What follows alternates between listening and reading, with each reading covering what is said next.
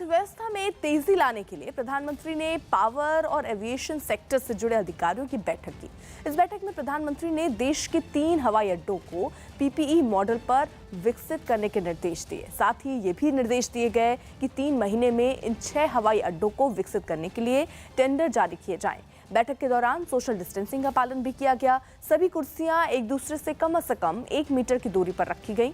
Corona संकट का बुरा असर एविएशन सेक्टर पर हुआ है, इसलिए एयरलाइंस कंपनियों को खर्च कम करने पर भी चर्चा की गई। इसके अलावा प्रधानमंत्री ने पावर सेक्टर पर पड़े असर को कम करने पर भी बैठक में चर्चा की, जिसमें कोयले की सप्लाई को और बेहतर करने के अलावा 24 घंटे बिजली की व्यवस्था करने पर भी बात हुई।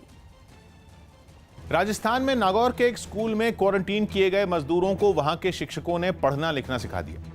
इस स्कूल में 2 अप्रैल को 19 मजदूरों को क्वारंटीन किया गया था, जिन्हें उस स्कूल के टीचरों ने पढ़ना लिखना सिखाया। क्लास में ये मजदूर सोशल डिस्टेंसिंग को ध्यान में रखते हुए एक दूसरे से कुछ फीट की दूरी पर बैठे नजर आए और मुंह को मास्क से ढककर एक शिक्षक उन्हें ब्लैक बोर्ड के जरिए पढ़ाता दिखाई दिया।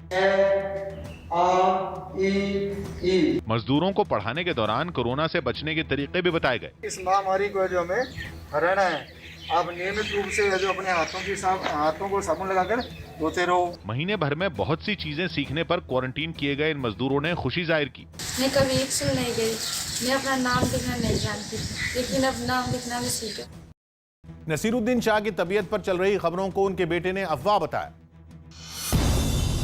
नसीरुद्दीन शाह की तबीयत के बारे में सोशल मीडिया पर चल रही खबरों को उनके बेटे विवान ने अफवाहें बताया। विवान ने ट्वीट किया कि उनके पिता बिल्कुल स्वस्थ हैं।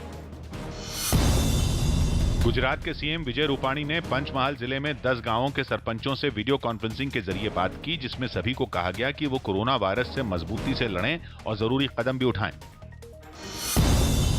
एक ऑस्ट्रेलियाई क्रिकेट चैनल ने निचले क्रम में बल्लेबाजी करने वाले अब तक के सबसे खराब क्रिकेटरों की एक सूची बनाई, जिसमें अजीत अगरकर और जसप्रीत बुमराह को भी शामिल किया गया। लेकिन हर्षा भोगले ने इस सूची में अगरकर के नाम पर ऐतराज जताया।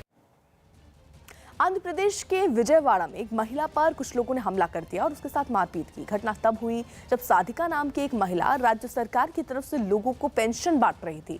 तभी वहां मौजूद कुछ महिलाओं ने उन पर हमला कर दिया और उसके साथ मारपीट की। एक महिला तो चप्पल से उसे पीटती दिखाई दी, जबकि कुछ महिलाएं उस पर थप्पड़ चलाती नजर आई। हालांकि वहां मौजूद कुछ लोग मारपीट करने वाली महिलाओं को रोकते दिखाई दिए। लॉकडाउन की वजह से असम में फंसे एक सर्कस के कलाकारों के सामने खाने का संकट खड़ा हो गया। पश्चिम बंगाल के सिलीगुड़ी के रहने वाले एक कलाकार शो करने के लिए 3 मार्च को असम गए थे, लेकिन लॉकडाउन लागू होने की वजह से एशियन सर्कस के 50 कलाकार असम के धेमाजी में ही फंस गए।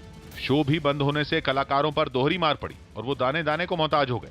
सर्कस के जिस पंडाल में कलाकार करतब किया करते थे, जहां लोगों की तालियों का शोर सुनाई देता था, वहां सन्नाटा पसरा नजर आया। कलाकार पंडाल के एक कोने में तंबुओं में गुजारा करते दिखे। सर्कस के कलाकारों ने बताया कि वो खिचड़ी और उबले आलू खाकर गुजारा कर रहे हैं और अब तो उनका खाने का सामान भी खत्म होने लगा है। ऐसे में कलाकार बंगाल सरकार से मांग कर रहे हैं कि वो उन्हें उनके गांव पहुंचाने का इंतजाम करे।